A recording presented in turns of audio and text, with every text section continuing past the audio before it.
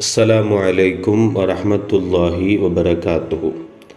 கண்மணி நாயகம் ஸல்லல்லாஹு அலைஹி வஸல்லம் அன்னவர்கள் சொன்னார்கள், இதா அராத அஹதுக்கும் சஃபரன், உங்களில் ஒருவர் ஒரு பிரயாணம் செய்ய நாடினால் விரும்பினால் அவர் அவருடைய சகோதரர்களிடத்தில் சென்று பிரியாவிடை பெற்றுக்கொள்ளட்டும் என்பதாக கண்மணி நாயகம் ஸல்லல்லாஹு அலைஹி வஸல்லம் அன்னவர்கள் சொல்லியுள்ளார்கள்.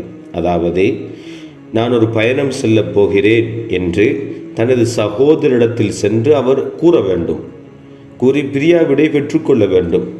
அவ்வாறு பிரியாவிடை பெற்றுக்கொள்ளக்கூடிய சந்தர்ப்பத்தில் அவருடைய சகோதரர்கள் இவருக்காக வேண்டி கண்டிப்பாக துஆ செய்வார்கள். அப்படி துஆ செய்தால் அந்த துஆ ஏற்றுக்கொள்ளப்படும், அந்த துஆவின் மூலமாக இவருக்கு பாதுகாப்பு கிடைக்கும் என்பதையும் நபியுல்லாஹி ஸல்லல்லாஹு அலைஹி வஸல்லம் மன்னவர்கள் இவ்வாறு குறிப்பிடுவார்கள்.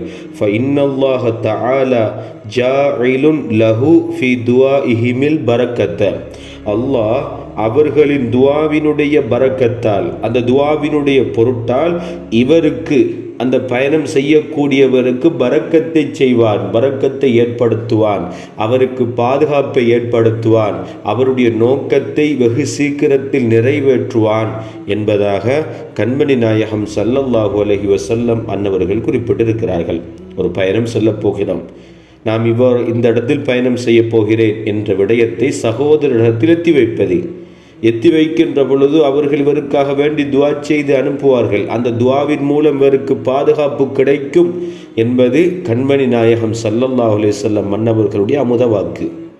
இன்று இந்த நடைமுறை, இந்த செயல்முறை முஸ்லீம்களிடத்தில் குறைந்து விட்டது. எனவேதான் இந்த செயல்முறையை நாம் கடைபிடிக்க வேண்டும்.